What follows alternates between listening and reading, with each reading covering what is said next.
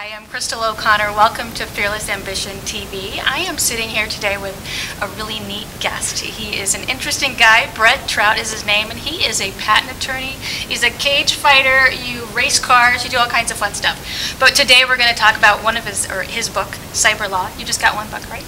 Actually, so I have three. You have three, but that's my latest one. Okay, well, this is the one that I have and that I've been reading. And what is going on right now with the people starting businesses? It's a booming business, and we're going to talk a little bit about internet law. And one thing I like to read from chapter 1, which I think is really interesting. He says, understanding the internet, however, is like trying to understand an explosion milliseconds after detonation. What does that mean exactly? Well, the internet is so constantly changing that people have a fear of getting involved because whatever they learn today is instantly outdated. Yeah, I mean, it's a little overwhelming for them. Yeah. Right. So I think the key is just to get involved and pick your little particular area. And even though everything you learn is constantly being outdated, after a while you kind of get an idea of where things are going and where things have been. You can extrapolate from that and make some decisions about your business. Okay, so you've probably right now got a lot of people inquiring. Where do I go with this business, and should I get something patented, for instance? So I think one of the first things people are doing when they decide to start a business is look for their domain name and see if it's available.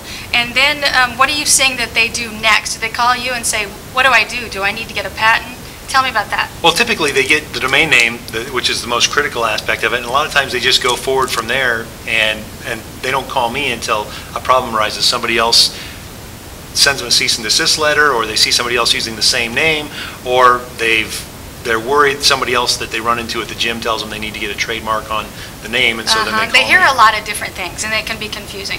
So when you say they sometimes will wait until they get this letter, the cease-and-desist letter, what are some of those situations? Are they using photography? What are they using? A lot of times it's the name itself, that they're using a name that somebody else wants to claim. And it may not even be a trademark infringement, but if the other side is an 800-pound gorilla and they think you're too close to their trademark, then they're going to make you pick a different name. Okay. And sometimes, does there really have to be a correlation? I hear confusing messages there too. Like, for instance, if a name stands alone in one particular industry, it's a little on the safe side, if I'm right. But if it interferes with somebody's idea. Well, typically, if you're looking at a name and there's no one else using it, if it's an arbitrary name or a made-up name like Kleenex, you're probably okay, or Google or eBay are good examples. But if you pick a name that's somebody else, it's someone close. If you pick McDonald's anything, you're probably going to run, or Disney anything, you're probably going to run into trouble. Even though Disney doesn't have a trademark on avocados, if you start selling Disney avocados. It's a big enough name. And that's where the confusion comes in, and the details, I think, can be overlooked. So one of the things to start out with is just to look for your domain name. Right. Okay, and see if it's available, and then Google it. You said just recently someone Googled something and realized that. Right, it was an invention, and they wanted to get a patent on the invention. And if you go to Google Patent Search, that's a free service that Google offers. And if you find your invention there, you just kind of saved yourself about $9 grand. Okay, well that's good to know. Tell me about what website for the U.S. patent attorneys should they look on too? So maybe there are two things they need to do before contacting you.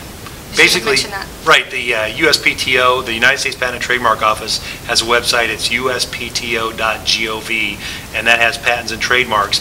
If you're looking for patents, something that you would get on an Google Patent Search is probably better. Just go to Google and put in Google Patent Search, and a screen will come up. It looks just like Google, but it just searches patents. Trademarks, go to the USPTO site.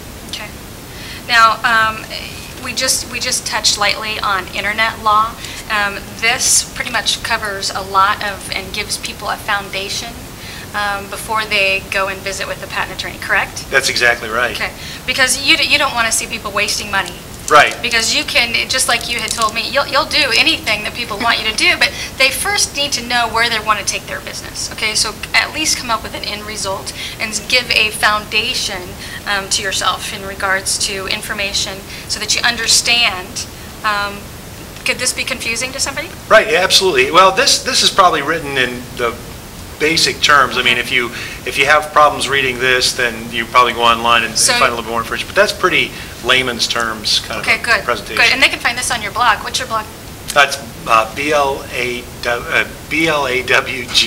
uspto.gov. One of the oldest bloggers. You've been blogging for years. Right, 2003. You're good at it. You like to write. Right. And so I assume with that being said, because I think that there can be confusion, and like we have just said a couple of times, it can be overwhelming. Like, where do I start? He does a good job of explaining it, and sometimes you really have to kind of bring it down to people's levels. I think you're really good at that. Great. And tell me what else that you'd like to add. Well, I just think it's important if clients come in. The clients I get from the internet are so much better clients because they've read a lot of information about, on my blog and information from other attorneys that's online. So they come in prepared. They're hot. They know generally what the foundation is, so that when I start laying these strategies, they have a firm foundation. Other clients that just come in cold, they don't know anything about it. You spend so much time explaining just the basics, and that's really not what you need out of your lawyer. I mean, if you had money was no object, that you could do that, but you can get a lot of information for free. Well, how good of you to do that and give people at least the foundation, and so they're not wasting time and money. Brett, I've heard of instances where people have actually gotten in trouble and not realized it, not meant to use somebody else's name. Tell me about a situation like that. Well, there's a lot of situations where they just get the domain name and kind of fly by the seat of their pants. They don't contact me until they get a cease-and-desist letter from some 800-pound gorilla, or they get sued by somebody for stomping on their intellectual property. So a lot of intellectual property attorneys, especially in Iowa, will give you free consultation just to find out what you have and what are some strategies for protecting that. It definitely serves you well. I mean, even if you don't want to go with protecting it, at least you know what are some of the pros and cons of that. If you wait until it's too late, what could have cost you just a couple $1,000s ends up shutting your company down. Okay. In regards to internet law, what are, say, just 2 or 3 things that you feel like people are getting in trouble for? Well, I think one of the biggest things is they're using intellectual property of other people. They pull images off somebody else's blog and puts it on. People have a very big misconception of what fair use is and what a Creative Commons license is. They think if they pulled it off Flickr, it's okay to use. I mean, my 8-year-old could go pick a copyrighted image and put it on Flickr and say it's theirs, and then you use that image from Flickr. You don't get any indemnification because you got it from my 8-year-old. Okay. So. What about somebody that uses a photo from Flickr on their blog, and they put photo by Flickr or by the photographer? Is that okay? No, that's not going to cover you. That will get you around the problem of plagiarism. So if you were an academic or a lawyer, you wouldn't have an ethical problem with plagiarism. But plagiarism is not illegal. Copyright infringement is illegal. Plagiarism is taking someone else's idea and claiming it as your own. Copyright is taking their expression of that idea, whether it's their photograph or their words. So if you take a photograph or word from some other place, it doesn't matter whether you give attribution or not, you're still infringing. Interesting. Okay, anything else you'd like to add? I think that pretty much wraps it up. I just want to encourage people to go out there and get a lot of information before they go talk to an attorney. There's a wealth of free information out there, and if you can hone down what's good and what's bad, by the time you go in to talk to an attorney, you'll be asking the right questions. Thank you for joining us. Thank you.